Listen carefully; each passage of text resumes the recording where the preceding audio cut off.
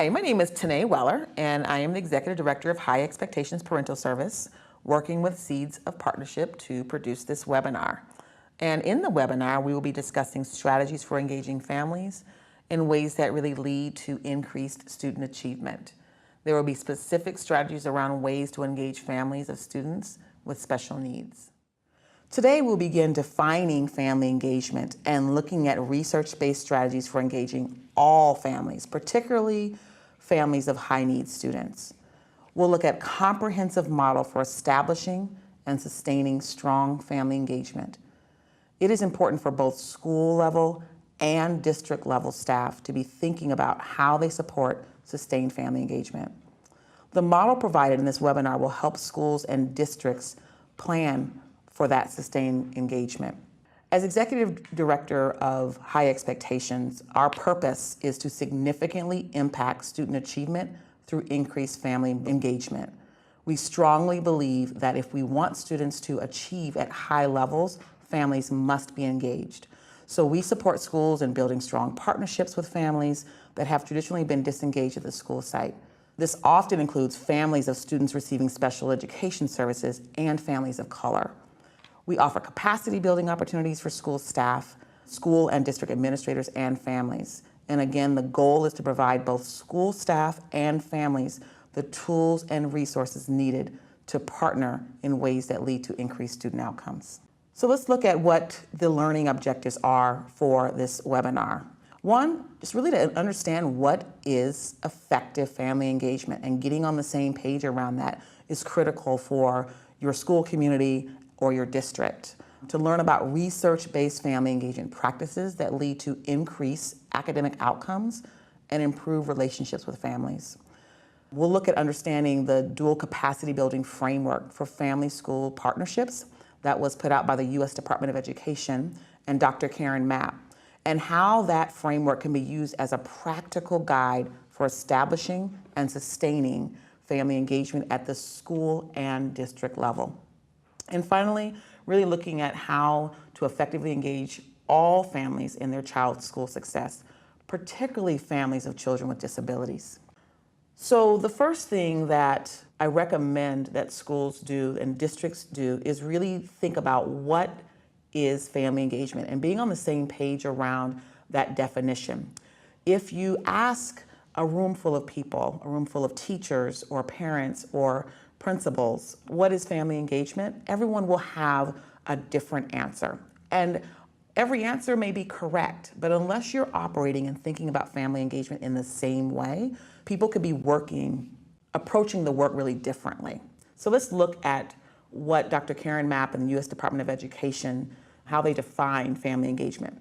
So family engagement is any way that a child's adult caretaker, biological parents, foster parents, siblings, grandparents, etc., at home, at school, and in the community effectively supports learning and healthy development. So let's break this down a little bit. So it starts with saying family engagement is any way that a child's adult caretaker is engaged. So who defines what is the right way to really engage? A lot of what families are doing is at home in their kitchen table or in the car ride home from school. And if we only define family engagement as a family showing up and volunteering or going on a field trip or showing up to a meeting, then there's so many powerful ways that the family is engaged that's not really recognized by the school. And so this definition really has schools and districts look at what are all the ways that a family can be engaged and recognizing those ways. So it's any way that they're engaged. And then the next piece of it talks about the adult caretaker. So it broadens the definition beyond just the mom and dad, because so many of our children have different ways of defining an adult caretaker. So yes, it's the biological parents, but it also could be foster parents or siblings or grandparents. And when we think about a child's adult caretaker or that caring adult more broadly, right, we're thinking about older siblings or grandparents or aunts and uncles, then as we are reaching out for support, as we are partnering, we can be reaching out to so many more folks in that child's life. If a parent trusts another adult to come to school on their behalf, I can guarantee you that adult has influence over how a child is doing in school and can really support their child. The definition goes on to look at all the different places where family engagement happens. So at home, at school, and in the community. Again, schools have a tendency to say, okay, so a parent is engaged if I see them at school. But what's happening at home, and we'll look at research a little bit later on, is just as important or even more so than what's happening at school. And then looking at the community. So when I first started doing this work, yes, I understood that family engagement happens at home and at school. But what I love about this definition is that it really brings in the community supports as well. And so there are community organizations that families look to. There are churches and after-school programs and housing sites and support groups around families with students with special needs, right? All of those community organizations really are important to a child's education. And so if we look at this definition again, it's what's happening at home, at school, and in the community to effectively support learning and healthy development. So who defines effectively? Who determines what effective is? Imagine what would happen if the parent or the adult caretakers in a child's life came together with the school to co-define what effectively means. Disengagement happens when the school's definition for effective engagement is so vastly different than the family's definition. And so families feel like they're left out of that. And then finally, learning and healthy development. So the definition recognizes the whole child. A child's ability to learn and to perform academically is so connected to their healthy development. And so more and more schools are recognizing this, that if a child is healthy and strong and feels like they have a sense of belonging at a school, then it really plays into how well they do in school. So what I recommend is that schools and districts really grapple with this definition and kind of pick it apart and allow the families in the schools, the family in the school to come together and really talk about what it means to engage families. It's the foundation of your work. So let's look at research and what it says about family engagement. And many of us are familiar with research. Certainly nowadays, folks recognize that family engagement is directly linked to how well a child does in school. But what I want to talk about with this next pieces of research are what are the implications for how we engage all families. The research-based engagement means we look to the research to tell us how to do the work. So let's start. So some parents believe that if they have to work or can't attend school functions, they can't do well in school. They believe because they live in a poor neighborhood or they don't speak the language or they can't afford certain things that their child can't succeed academically. And this piece of research really dispels those notions. So it says the most consistent predictors of children's academic achievement and social adjustment are family expectations of the child's academic attainment and satisfaction with their child's education at school.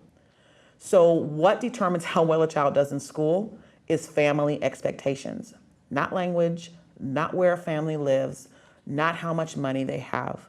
It really is family expectations.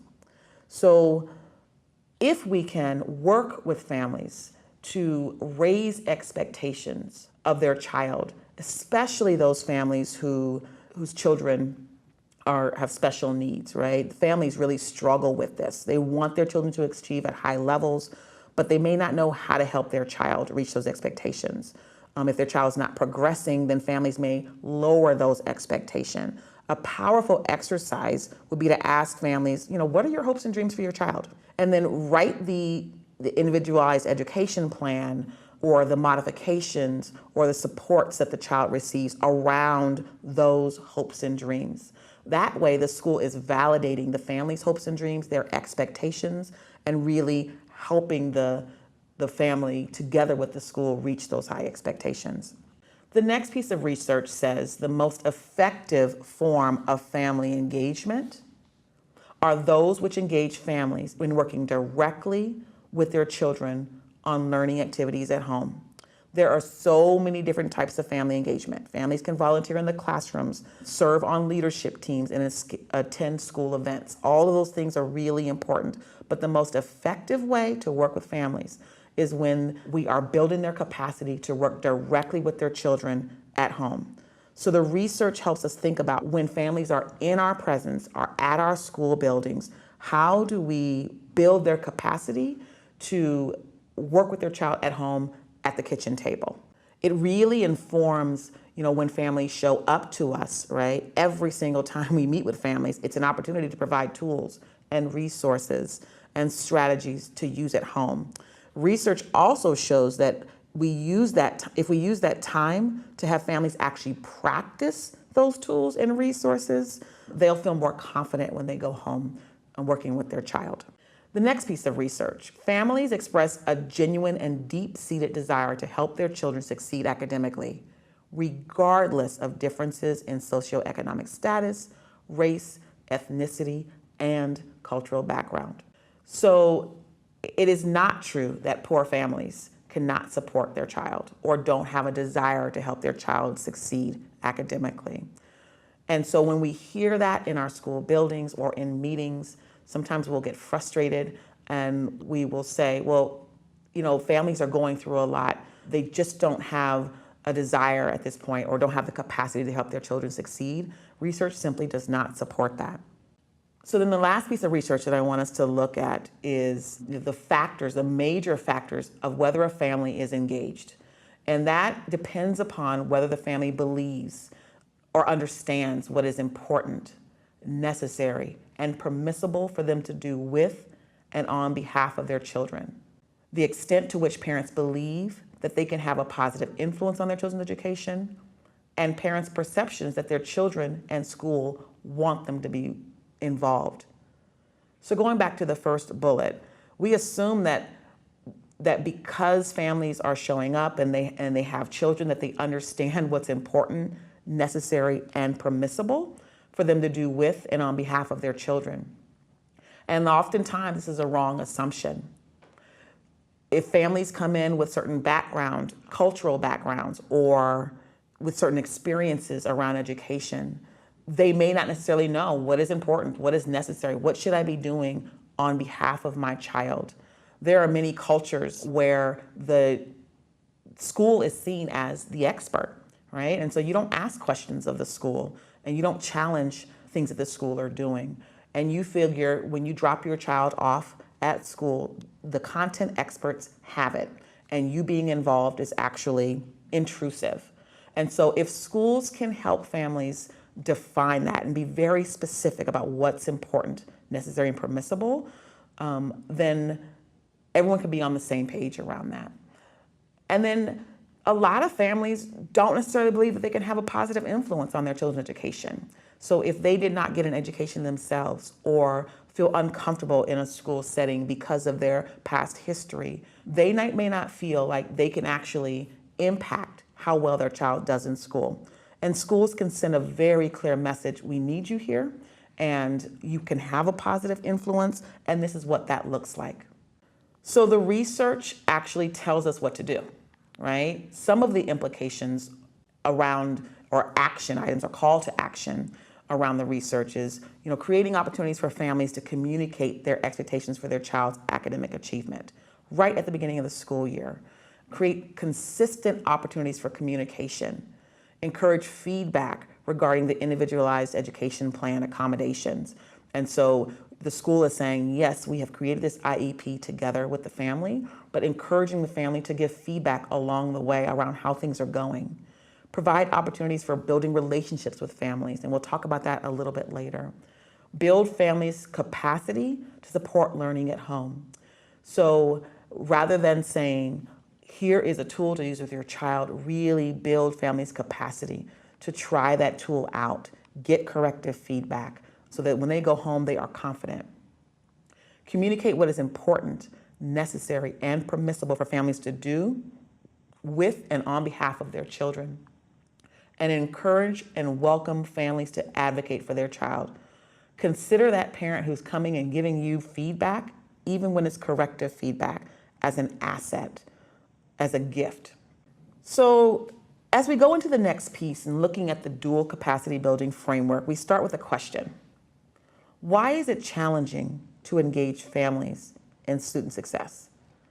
And if we're honest with ourselves, we have all experienced challenges around engaging families, particularly those families with students with special needs, or particularly those families of color, or particularly those families whose children are struggling academically.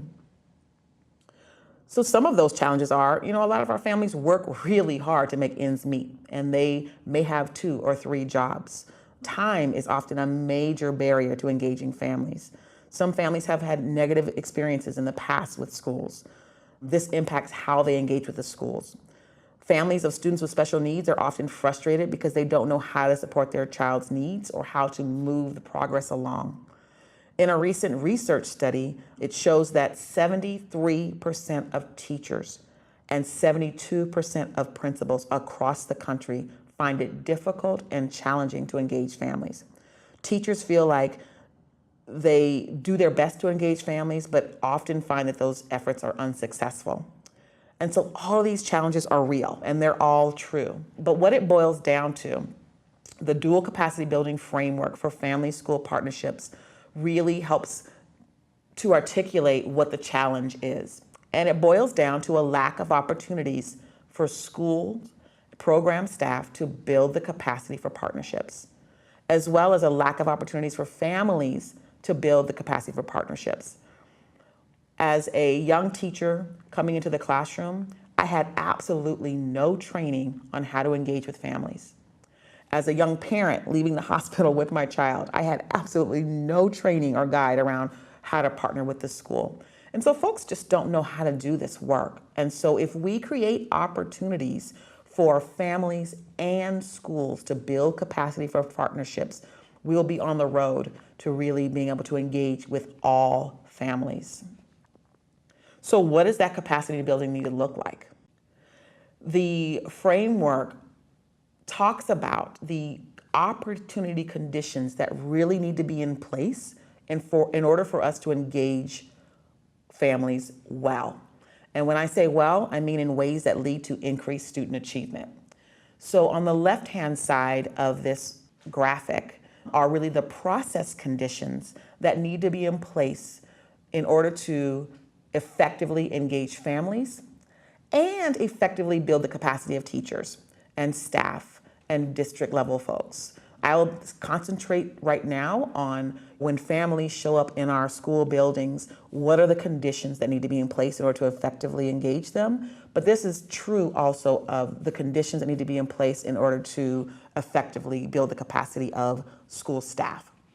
And on the right-hand side, they are the conditions that need to be in place on a district or system level to make sure that family engagement is systemic, integrated, and sustained.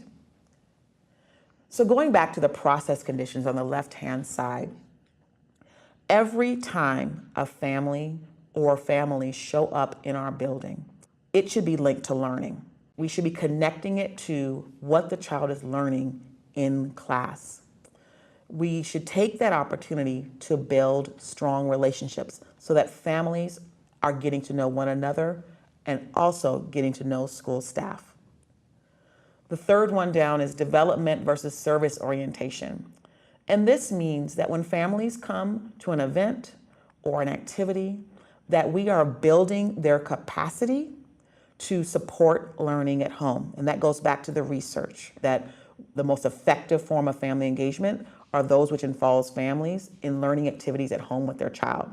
And so when they show up into our buildings, we are building their capacity. That means we're giving them a new tool or resource or strategy to use at home versus service orientation, which looks at giving families information. Oftentimes when a child is struggling and they're coming into their family is coming to the IEP process, there's a lot of information that we are giving families. And unless we're actually building families' skills and abilities and capacity to support learning, then they're walking away no better off. And so the dual capacity building framework really asks schools to think about making these opportunities capacity building opportunities whenever possible. And then when we're working in groups, so you've got a workshop or an event at school, making sure that it's collaborative. So families are working in small groups, grappling with the content, learning together, learning from one another. It recognizes the funds of knowledge, the the capacity that families really come with, and they do come with strengths. And so giving families, just like we give our students opportunities to work in cooperative groups or collaborative groups, to look at doing our family engagement events in the same way. Lastly, the last process condition is around making the workshops or events or activities interactive. And this looks at making sure that families have an opportunity to practice that new skill, that new strategy in the workshop setting or in the event setting, so that they're getting corrective feedback, they're able to ask questions, they feel confident going home and working with their child.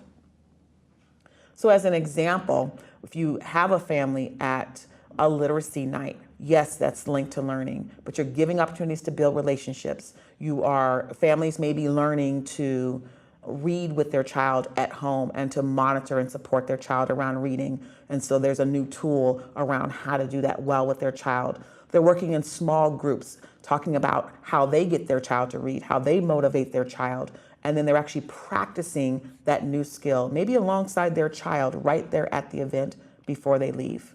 So the Family Engagement Program goals should build families and staff's capabilities, connections, cognitions, and confidence. The work should begin by identifying existing strengths in these areas and build from there.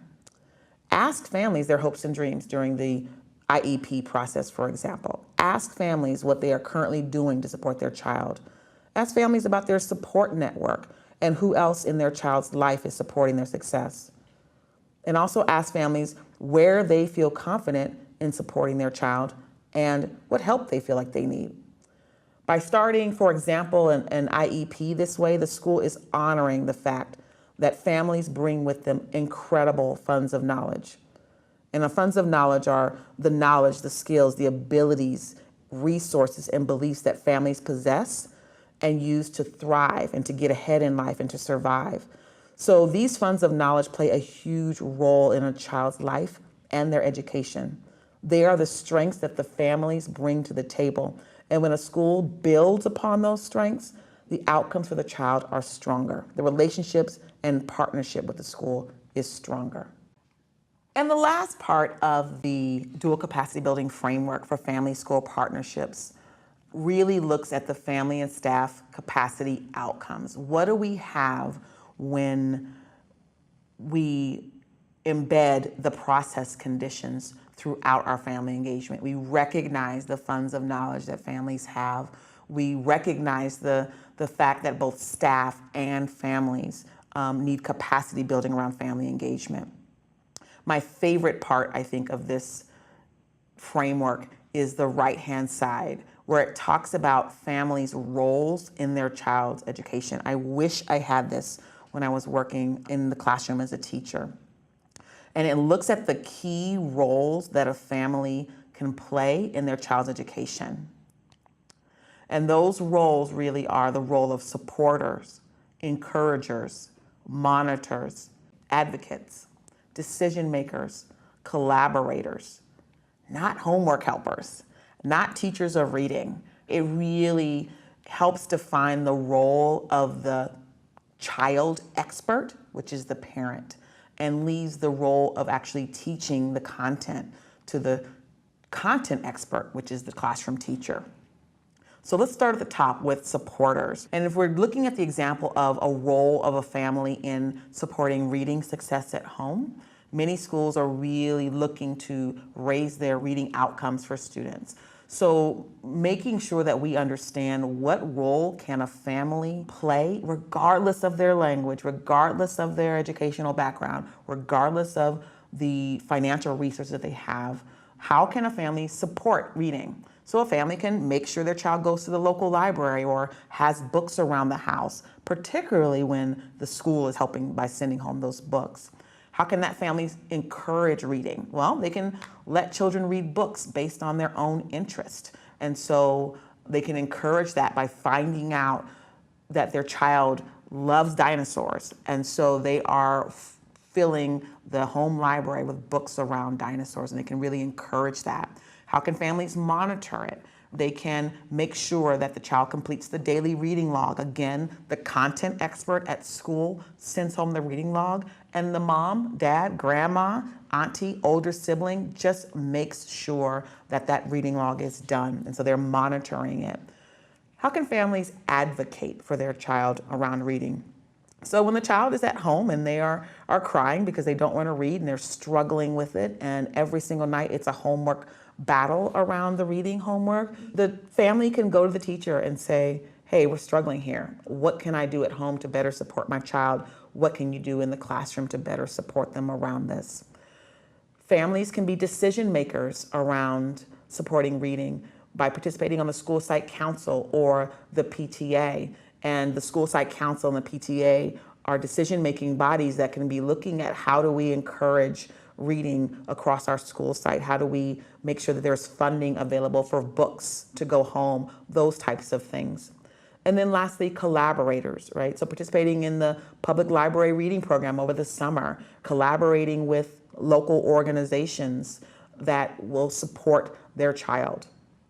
Let's look at another example around the role of the families in the IEP process.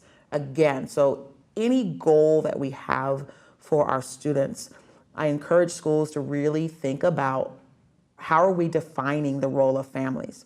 Because if you just say, hey, families, we need your support around the IEP process or the reading process, we assume that families know what that means and what that looks like. We assume that teachers really have thought about what that means. And so when we break it down in this way, it's so much more powerful, it's so much more actionable, and we see more families engage this way. So let's talk about what the role is of the family in this IEP process. How can families support the IEP process? One, they can implement the learning at home strategies that are indicated in the IEP. So whatever the IEP calls for in terms of parent support, they can make sure that they're implementing those strategies at home. And when they have questions, make sure that they're reaching out and asking questions. If they don't see improvement, making sure that they are saying, we don't see improvement around this particular goal. What can we do? What can I do to better support my child? How can families encourage or be encouragers in the IEP process? Well, make the child feel like they're no different and they can achieve at high levels. So maintaining high expectations for their child, providing extracurricular activities so their child has opportunities to really shine. Encourage excellence, which means doing the best with what you have at all times. Regardless of the barriers or the challenges, what does your best look like? And making sure that you as a parent are encouraging that. How can families monitor the IEP process? Well, they can check in regularly with the school to make sure the child is meeting the IEP goals and monitoring homework or what's coming home from the child. Again, that goes right into the advocacy piece of this. And so if there's a challenge, letting the teacher know, advocating for changes in the IEP if necessary, if the child is not progressing. They can help in terms of being decision makers by setting the education and IEP goals with the school as an equal partner. Imagine coming into an IEP process where the strategies are blank and the page is blank, and families and schools are sitting down together really thinking about what is best for this child, where the content expert, which is the school, and the child expert, which is the parent or caregiver, are coming together to really co-construct those modifications for the child. And then lastly, collaborators, participating on community advisory committee, connecting with other families who are experiencing or going through the same things around their child to really be a support network. I mentioned the community advisory committee, and so encouraging participation on the community advisory committee and assessing resources through the Family Empowerment Center. The California Education Code requires each special education local plan area to establish a community advisory committee for special education, often referred as the CAC. And this group serves in an advisory capacity to the Special Education Administration on the implementation of the local plan. This can be a great resource for families to provide their input as well as learn more about their district, and then again, take it home so they can implement the strategies learned with their child. The Family Empowerment Centers, there are nonprofit organizations that receive some funding from the California Department of Education. These organizations provide services to families with children with disabilities who are between the ages of 3 and 22. They provide information, specialized training, and peer-to-peer support. Encouraging families to connect with these types of resource centers provides them with the networking opportunities to enrich their experience in the educational system as well as in the community. So one question that I want us just to think about is, what shift does this framework ask schools and districts to make? So as we're thinking about the need for capacity building of families and school staff, as we think about the organizational and process conditions that need to be in place every time we are in front of families, as we think about ways to honor the funds of knowledge that families bring to the table, and as we think about the role that families play, what shift does the framework ask schools to make? It's an amazing document, and it's designed to help schools get to true family engagement.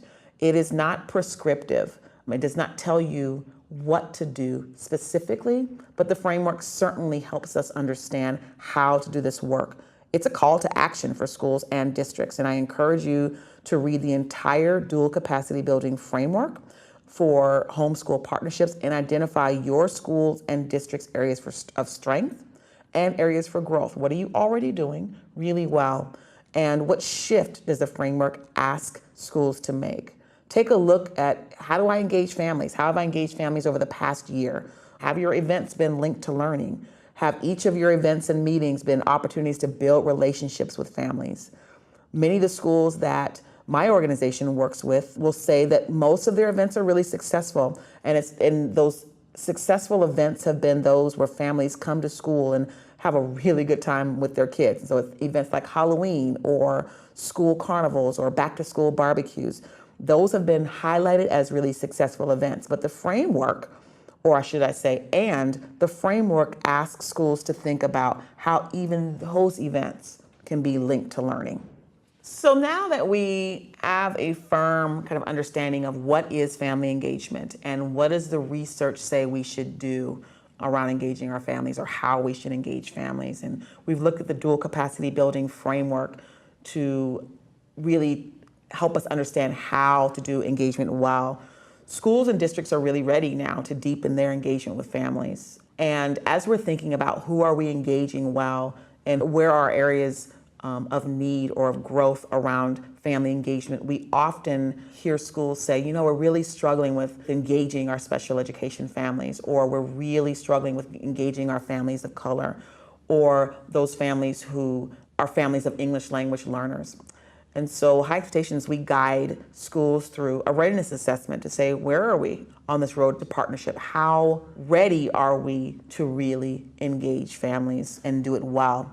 And when I say well, again, it's ways that lead to increased student achievement. That's got to be the focus. And so we look at 6 areas around the assessment, right? The need, taking a team approach, looking at the school leadership, identifying resources, looking at professional development opportunities, and accountability. And so when you are thinking about need, we ask schools, have you identified family engagement as an area of focus in your school site plan? Is there language in your school site improvement plan around family engagement? Or we ask schools, have you attempted to engage families in improving academic achievement but really experienced challenges? And so a school should say, yes, we have identified family engagement as a need. The other piece is team approach, which we'll talk about a little bit later in the webinar. But we look at whether or not a school has or is willing to establish a team where all the voices are represented and they're focusing on engaging families. And so we'll talk about that a little bit later, but are there a group of stakeholders at the school site, or is the school willing to establish or pull together stakeholders to really think about how we're engaging families? In terms of leadership, is the school principal really willing to support increased family engagement? And it is true.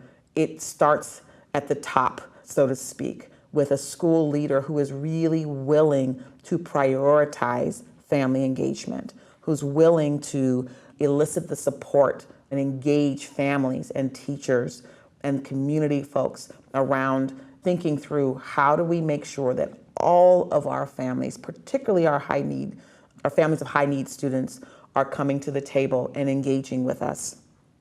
And the school principal has clear expectations for family-school partnerships. So the people in the school building understand what is expected of them around family engagement. The next area on the assessment are resources. So is the school willing to get professional development or have someone come in and do professional development? Or is the principal willing to learn strategies alongside their family engagement staff and their teachers to kind of bring back to their school community? Is there funding set aside, right? So is there money for childcare and food and folks to come in and work with families? Are there resources set aside around that? And in California, it's really, are we identifying that in our LCAP, right? Our local control accountability plan. And then professional development is the next area for readiness assessment. Is the school willing to dedicate time to train teachers, to train staff, to have capacity building around family engagement? That's critical because, again, we talked about the main challenge or primary challenge around engaging families is a lack of capacity. So is the school willing to dedicate time not only to train their families, but to really build the capacity of school staff? And lastly, accountability. So is the school willing to kind of share their progress and go through a cycle of improvement around family engagement so that they are constantly looking at how is our family engagement supporting our academic outcomes. So now let's look at the key activities for establishing and sustaining strong family engagement. What are the pieces that really need to be in place in terms of practice, in terms of strategies, so that we are not only establishing family engagement, but we're creating a real sustainable model? What I've learned in our work is that teachers and principals and other school staff and families are working really hard. No one's sitting around not doing anything in terms of trying to make sure that students are succeeding. But what I'm also seeing is that there are, particularly around family engagement, these random acts of family engagement. People are just trying things to see how it works. And when we take all of that research that we talked about earlier and develop a model based on that, then we not only will feel really good about our family engagement work, but we'll also be able to see the results in our student achievement. And so the key pieces that schools and districts want to think about when establishing and sustaining strong family engagement are taking a team approach, assessing and improving school climate and culture, using achievement data to establish family engagement goals, developing a family engagement action plan, and then looking to assess the family engagement practices. And so these pieces, this model, when in place, will help us to ensure that our family engagement efforts are really linked to increased student achievement. So let's look at this model piece by piece. The first kind of section of the pie is to take a team approach. Family engagement teams have proven to be really effective ways of pulling all stakeholders together to look at student achievement data and develop a family engagement plan, which we'll talk about later. So I call it family engagement team. It doesn't have to be a new team at a school site. So it could be an arm of the school site council or part of the climate and culture team or part of the leadership team, making sure that community partners and parents are added to it. But you have a team of stakeholders whose focus is making sure that family engagement is linked to learning, right? Assessing family engagement practices, identifying opportunities for increased engagement. And it's interesting how many opportunities schools miss on a daily basis because they are so busy doing the hard work of educating kids and not really thinking about, wait, where are there other opportunities? Once in working with schools, looking at in the morning at drop off, those are really good opportunities to connect with families. So this team will be looking at what are those different ways to kind of connect with families? What are the missing opportunities that we have? Implementing activities at the school site along with the entire school team and evaluating next steps. And so this team, this is kind of what their role is. Who's typically on a family engagement team? And again, when I say family engagement team, schools can call it whatever they choose to, and it doesn't have to be a new team. But again, it's a team focused on engagement of families. So on this team is the school administrator, the principal, and that is critical that the school leader who understands kind of the whole picture around the education of a child is on that team. You have parents and guardians, and remember how we defined child-adult caregivers earlier in this presentation. But those parents and guardians are on your team, particularly those families or parents and guardians who you have not successfully engaged in the past. And so families of students with special needs absolutely would be on this team. Oftentimes families of color or families of English language learners would be on this team as well. Teachers and key staff. And so you've got the parents and the principal and the teachers coming together and thinking about how do we deepen our engagement of our families. Also, family engagement staff and after-school staff are really important to have on the team. And just a plug for after-school staff, they often have connections with the families that schools are just really desiring to engage. And so the after-school staff can act as a really cool liaison between the families and the schools. And it is challenging sometimes to get families to serve on a school team. And because teachers are so busy and have so much on their plate, it is tough to get teachers to sit on that team. But I strongly encourage that you think about how do we pull at least one or two members of each of these stakeholders to the table to look at data and say, how do we deepen our engagement of families? You will probably have to convince yourself and your school staff to kind of participate in this. And so I just wanted to make sure that we talk about the why a little bit. Why have a team focused on family engagement?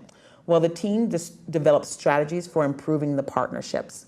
And so again, I mentioned earlier, Dr. Karen Mapp of Harvard coined the phrase random acts of family engagement. Again, folks are working hard and we're doing a lot to engage families, and we want to make sure that we are taking a close look at what are we doing well and what are our areas of growth? How can we improve the partnerships so that we can actually take things off of our plates as opposed to adding things to our plates? And so this team really develops those strategies for improving the partnerships, ensures that family engagement practices are linked to learning. I like to call them the link to learning police, and they're looking at events and saying, how is that linked to what students are learning in the classroom? And if it's not, how can we add that piece to our event?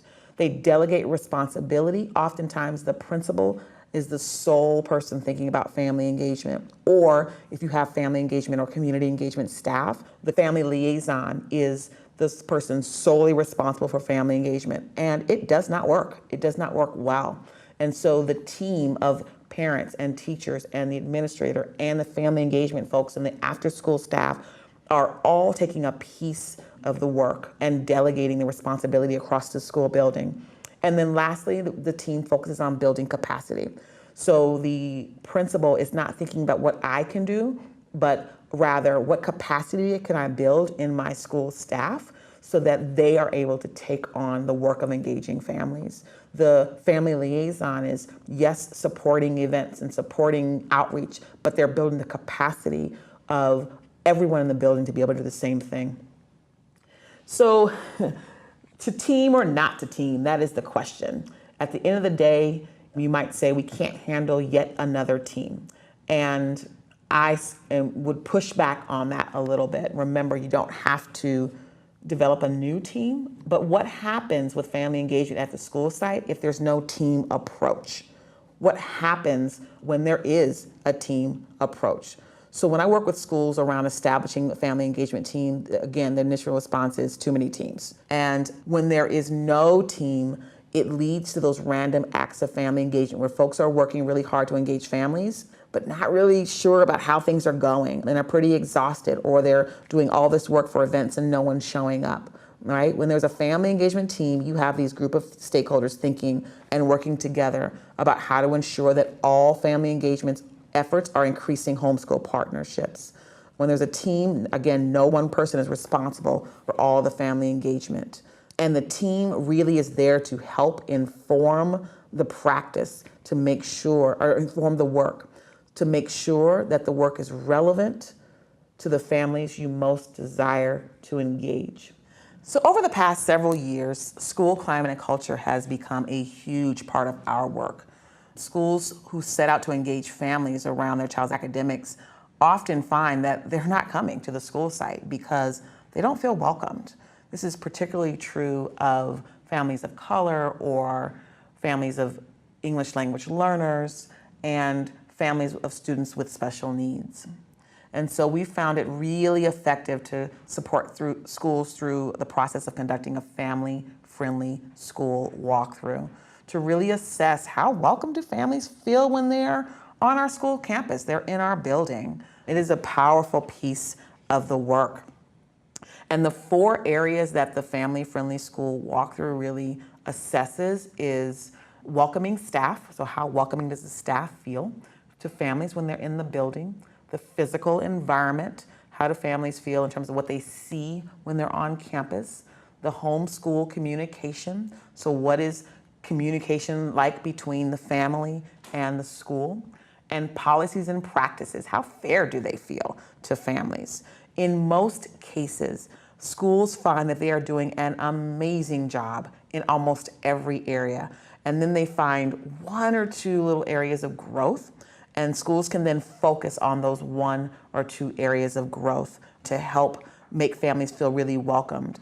If you have a team in place, a team of stakeholders, those families on your family engagement team or a team focused on family engagement can be a part of this walkthrough. We recommend at least 3 or 4 families conducting the walkthrough or more. So the family-friendly school walkthrough or really kind of having families give feedback around those 4 areas really helps the school define when families are on campus, what do they see, what do they hear, and what do they feel?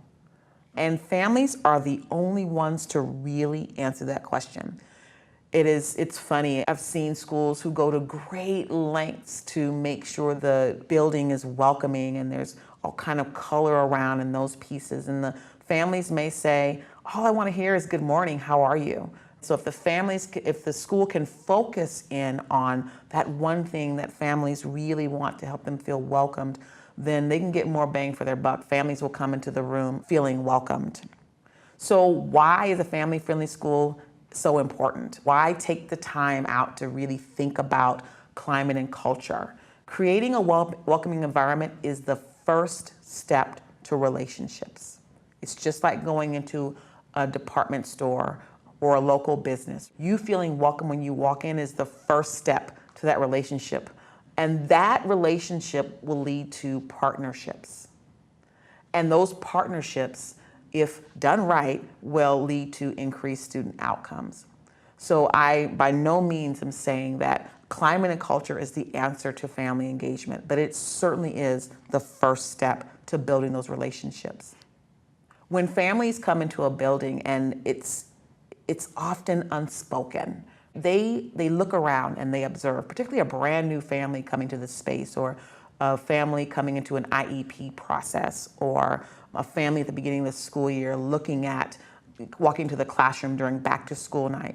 And families sit back and they just observe. And they draw conclusions. And those conclusions become their truth, whether it's true or not. If we can change what families observe when they come to our school, and so oftentimes you may find that a family walks into the office building and there is a Spanish-speaking attendant behind the desk who is talking to a Spanish-speaking family. And an African American family may walk into that space and not be spoken to immediately. And they draw a conclusion based on that. And their conclusion is that the school only cares about Spanish-speaking families, and that they walk away with silently becomes their truth. And that oftentimes is not the truth, but that's what families walk away with. And so as we're looking at a family-friendly school, if we can shift what families observe, we can kind of step into their shoes and make sure that what they're observing is welcoming, then that will impact their conclusions, which will impact their truth. So moving on, right? So we've established a team and we've thought about our climate and culture. The next two pieces that I want to talk about are how do we use achievement data to establish family engagement goals? And then also how do we use that data to establish a family engagement action plan? So the process that I use is the cycle of inquiry, and it helps us to really develop a common family engagement goal and plan of action. So let's take a look at what that cycle of inquiry looks like. It starts off with, at the top, assessing current reality. What does the data tell us? And if our family engagement is going to be linked to learning, we have got to start off with achievement data. A lot of times schools want to look at social emotional learning, the data around that, or attendance data, or their behavior and expulsion data. And that's great to look alongside achievement data. But if we're looking to improve academic outcomes for students, we must start and really end with achievement data. And we'll look at what that looks like in a minute. And then once we look at the data, remember we've got a team, right? And so we've got families and teachers and maybe even community organizations and the principals all sitting at the same table to say, what are the root causes? Why are we getting these results?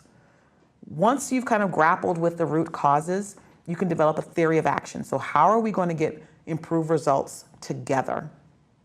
That will lead to a goal, which we'll talk about being a SMART goal. You know, what results do we want to see? And then action planning. So let's look at what that looks like in terms of developing a family engagement plan. The reason why we want to kind of use the cycle of inquiry is that it builds the school capacity for school-wide reflection, learning, and improvement. The 5-step process really focuses on family engagement team on student achievement. So the first piece of developing a family engagement action plan is really looking at our data. What is the goal? What is the data telling us? So in this example, I'm going to walk you through kind of a full example of what a plan looks like.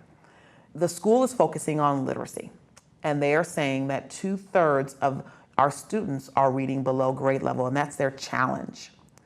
So what evidence really supports that being their goal or their area of focus? So when they looked at their data, they're saying that only 34% of our students scored at or above grade level during our fall Faunus and Pinnell assessment.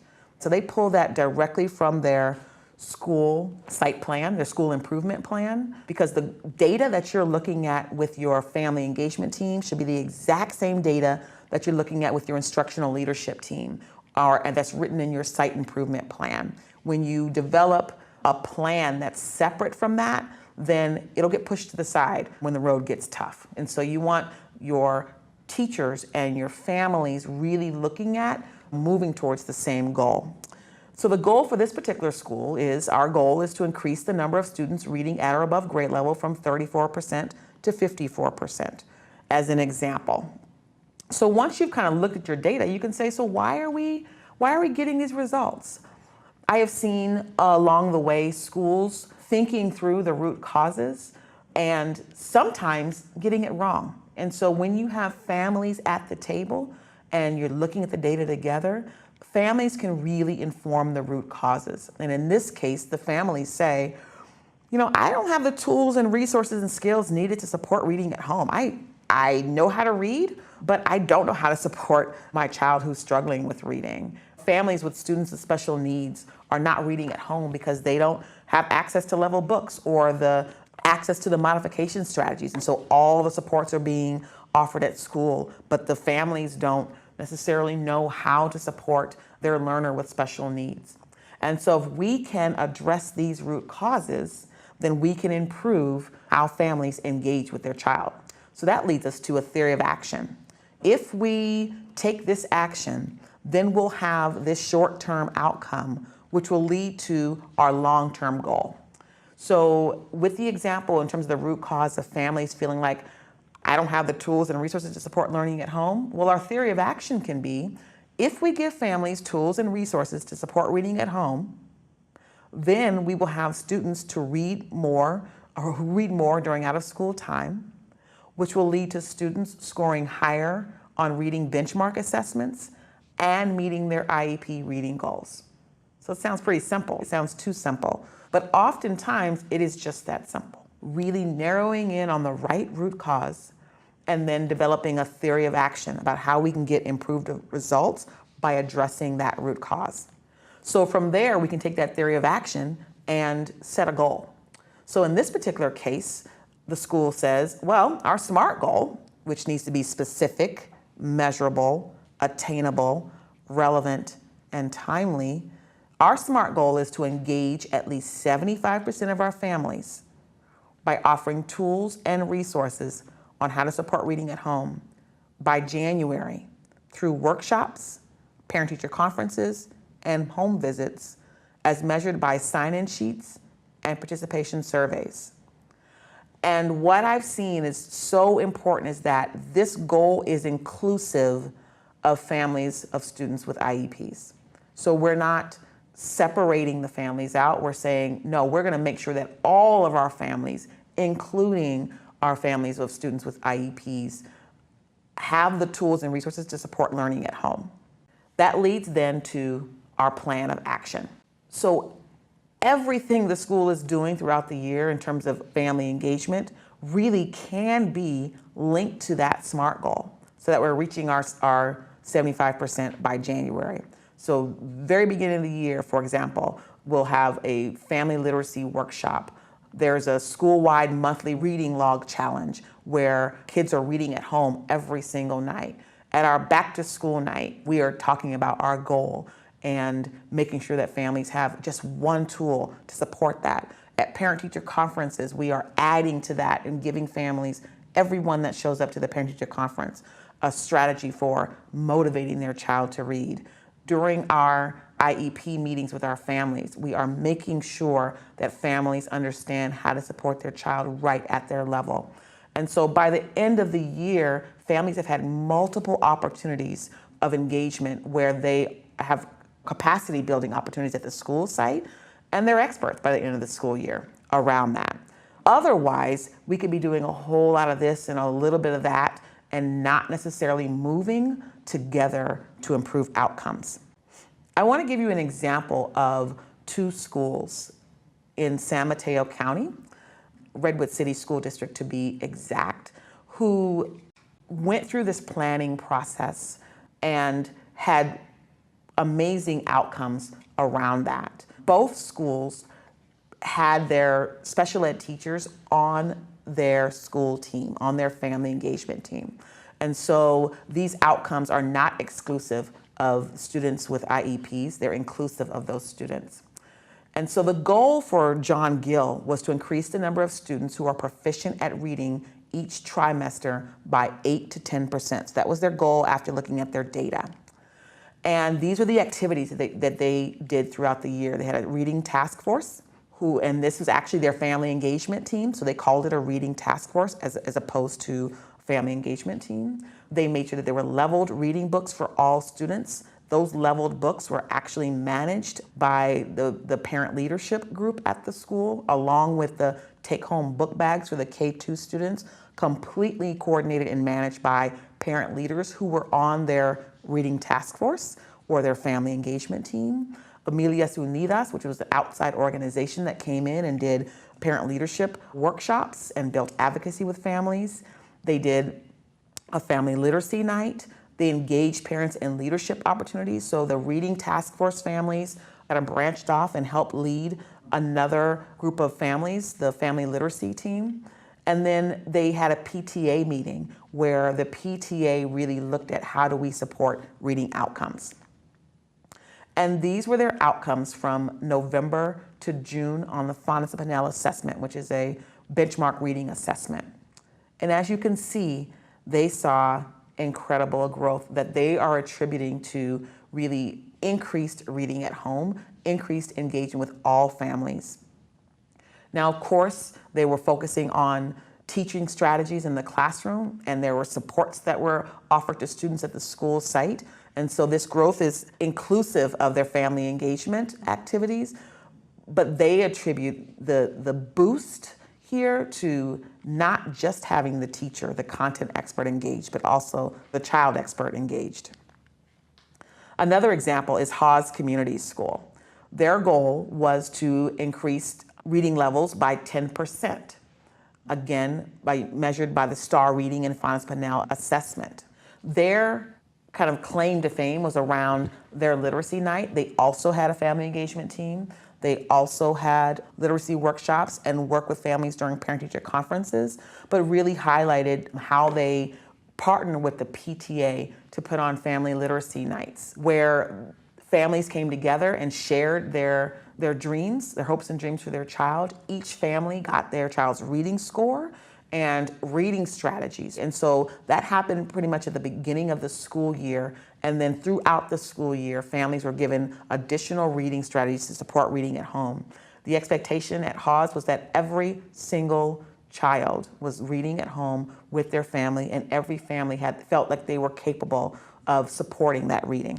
What made their literacy night successful was the involvement of the students, parents, and teachers. So they really embraced that team approach.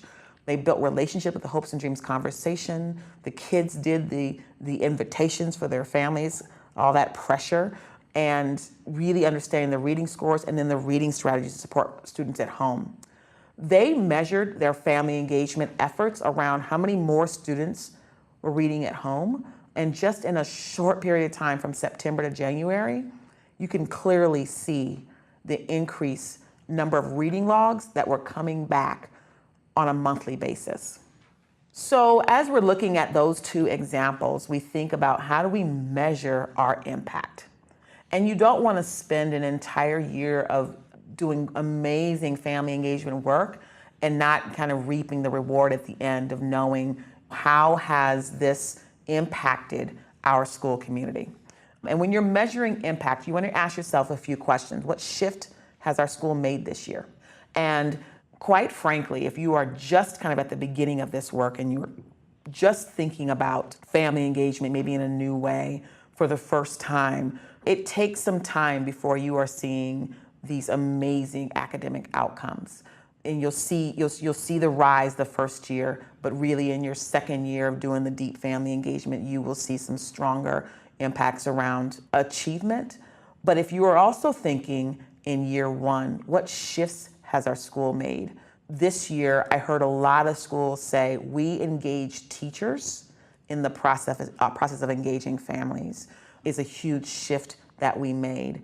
We made sure that parents in the IEP process had a strong voice and that they were helping us to determine the modifications and the strategies for their child. That was a shift we made this year. Some of our high schools have said a shift is that when students come into our school in 9th grade, the families and the school is thinking about the 4-year plan and making sure that the child is college ready, as opposed to just the school handing the child a schedule.